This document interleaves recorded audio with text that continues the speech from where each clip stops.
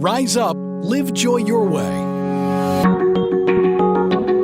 From emotional intelligence through cognitive distortions, certified life and wellness coach Kamini Wood is on a mission to help people see the magnificence of their own unique human spirit. Through these small bites of self-visualization and self-confidence, you can have healthy relationships, success in business and career, and live the life you want to live. Rise up, live joy your way. Hi, and welcome back to another episode of Rise Up, Live Joy Your Way. Whether it's morning, afternoon, or evening, thank you for taking some time out of your day to spend with me.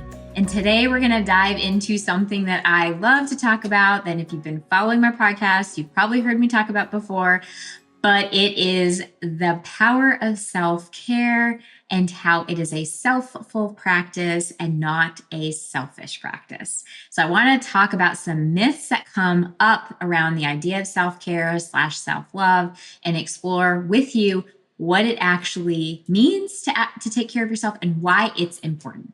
So let's start with a powerful statement, which is taking care of yourself allows you to take care of others. It does kind of sound cliche, I know. I'm sure you've heard it many times, but there is so much wisdom in that. You know, I think a lot of us have heard the whole metaphor of put your oxygen mask on first before you put someone else's on. And we all kind of roll our eyes at this point because we've heard it so many times. But there is so much truth in why it is important to take care of yourself so that you can show up and take care of others. We do live in a world we are constantly told to put others first. You know, there is the adage of, do unto others. And it's important to make sure that you take care of others and you are there for others and you support others. I believe in that wholeheartedly. I would not do what I do if I did not believe in caring for others, loving others, and being there for others. As a matter of fact, I often say that one of my my strengths is my empathy. And also, I freely admit that if I lean too far into it, I can overfunction and overgive, and it starts to become a weakness. So there is a beauty in service and compassion and empathy. However, along the way, we also have to give ourselves permission to practice self-care and self-love, because with that, when we fill that cup up, we're able to then share with others. You cannot share what's in your cup if it's completely empty. And it's misunderstood that self-care is selfish or self-centered, or you're narcissistic if you are practicing self-care. We can talk about narcissism on a totally different episode. I have plenty to say about that. But if you've been told that self-care is selfish, then please just pay attention, because I really want to break down some of these myths. One of the very first myths that I hear oftentimes is that self-care is a luxury, that people just believe that it's an extra. It's something to do if you have extra time or if you have extra money. Why? Because a lot of times people equate self-care with going to the spa. But the reality is self-care is essential for your mental, emotional, and physical health. Just like eating healthy or getting enough sleep is self-care, right? That's considered self-care.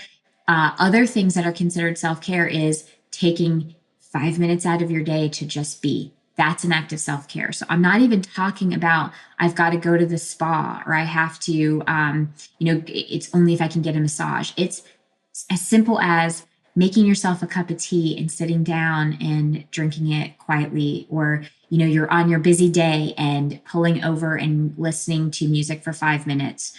When you neglect even those small things, you are going to drive yourself to run on empty. And you can only go so far before you just completely break down.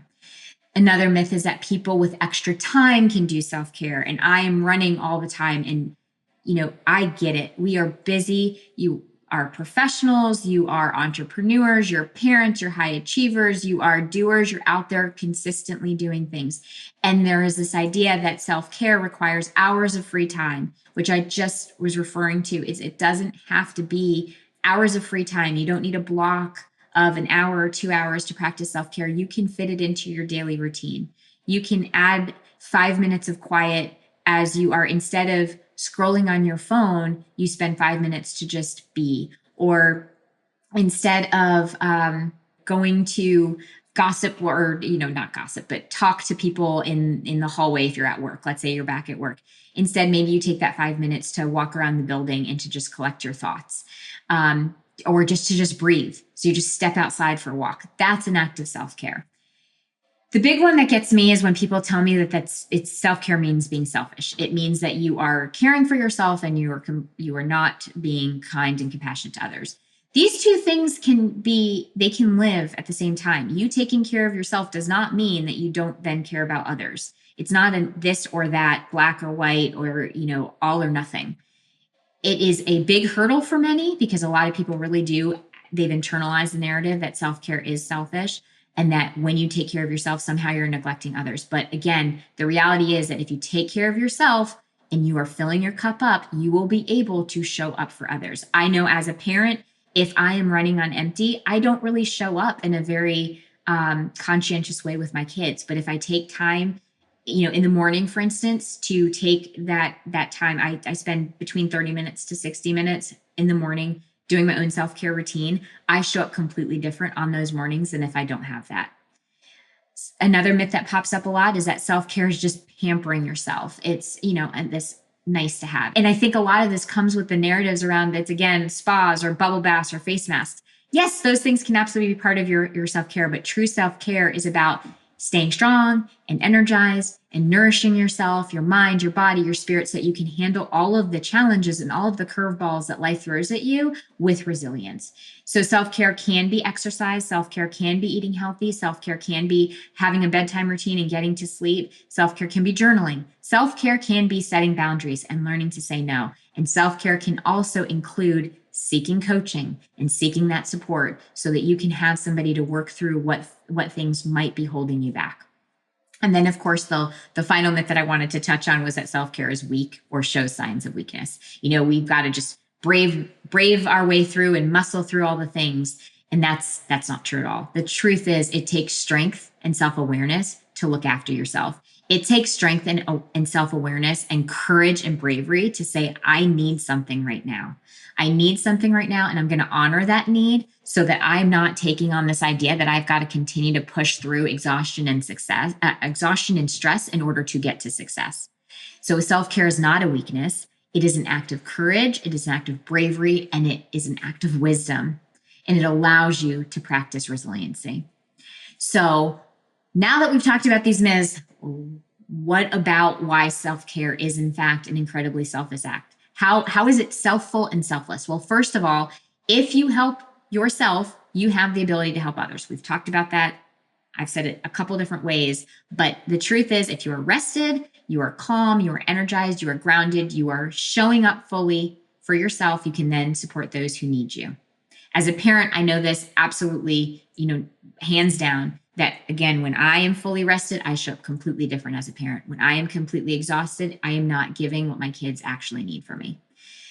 Self-care also helps prevent burnout because if you constantly are pushing yourself, it is extraordinarily destructive. And by practicing self-care, you're protecting yourself from that burnout. It shows your family, it shows your friends, it shows your team how to stay healthy. So when you prioritize self-care, you're actually modeling that healthy behavior for others, and it allows them to see and learn from you as a leader. And it improves your relationships with others. Again, if you're taking care of yourself, you will find that you are more optimistic, you're more patient, you're more empathetic, you're more connected. And when you are more connected, you're going to have more loving, effective relationships. And it helps you make better decisions because if you are completely exhausted, it is very difficult to make decisions. I mean, just think about that. How easy is it to make really important decisions when you're stressed out and overwhelmed? But if you give yourself time to be centered and grounded and well rested, you can think more clearly. If you are struggling with something like self-care and struggling with how do I implement this, or even the mindset around it that you're stuck in the rabbit hole of this is selfish and want to understand how coaching could help you work through it and also how to implement it, feel free to reach out to me at any time at coachwithkamini.com. And until next time, stay well. Thank you for listening to Rise Up, Live Joy Your Way. For more information, book a chat with Kamini at www.chatwithkamini.com or visit her website at www.kaminiwood.com. You can also find Kamini on Facebook or Instagram. Username It's Authentic Me. Thank you for listening.